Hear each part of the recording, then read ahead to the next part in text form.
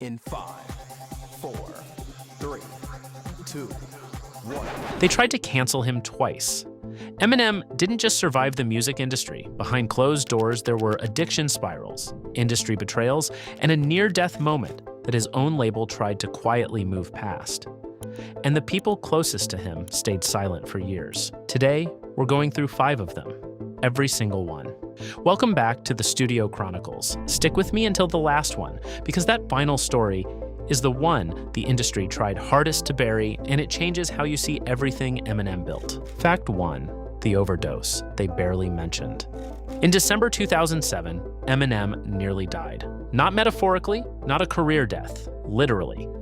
He overdosed on methadone, a drug he'd been taking to get off other pills, and was rushed to the hospital.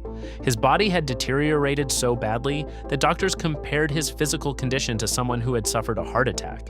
He was consuming the equivalent of 4 bags of heroin a day in prescription pill form. What's wild is how quietly this was handled. There was no major press tour around it, no dramatic public breakdown. The industry absorbed it, moved on, and Eminem disappeared from public view for nearly 2 years. His 2009 album Relapse was the comeback.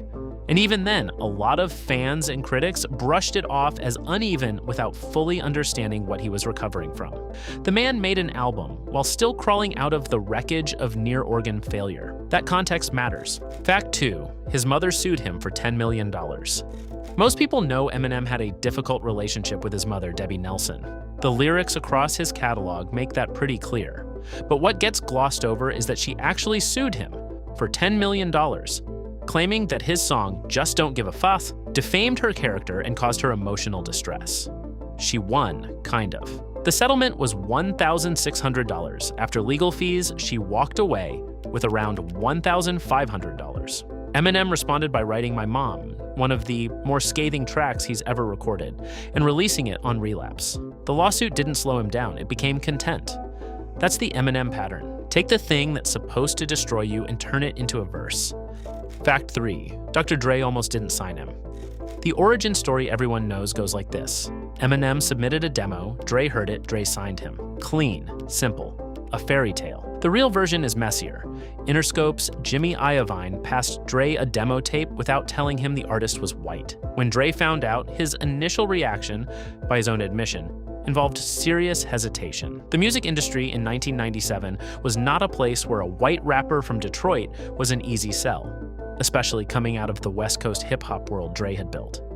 There were real questions internally about whether signing Eminem would damage Dre's credibility. Dre flew him out anyway. They recorded 6 songs in one afternoon. That session became the foundation of the Slim Shady LP, but the near miss matters, because if Iovine plays it differently, if Dre hesitates one day longer, Eminem almost certainly never breaks the way he did. The whole career balances on one afternoon in a studio. Fact 4, the feud that actually scared him. Eminem has beefed with half the industry and come out on top. Mariah Carey, Nick Cannon, MGK. He's been the aggressor, the counterpuncher, and everything in between. But there was one situation that went further than a diss track, and that was the feud with Benzino and The Source magazine. In the early 2000s, The Source was the most powerful publication in hip-hop. Benzino, who co-owned the magazine, had a personal vendetta against Eminem and used the platform to systematically try to dismantle his credibility, including leaking old recordings of a teenage Eminem using racial slurs in a rap. The story could have ended careers. The timing was designed to. What happened instead? Eminem addressed it directly, acknowledged the recordings, and kept releasing music. The Source imploded on its own weight within a few years, but people forget how serious that moment was.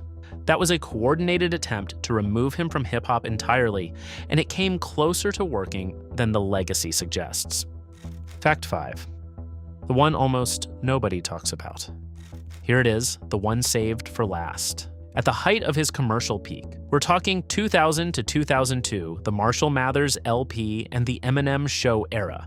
Eminem was quietly in the middle of a mental health crisis that he's only talked about in fragments across interviews scattered over 2 decades. The Slim Shady character was never just a creative choice.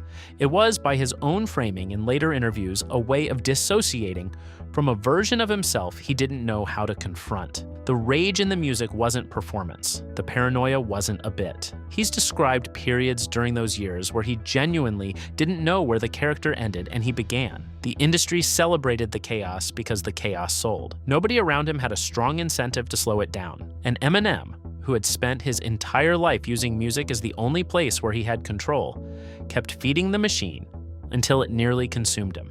The recovery wasn't just from the pills, it was from a decade of becoming something he built to survive and then couldn't escape. Eminem wasn't just a controversial rapper who said wild things and got away with it.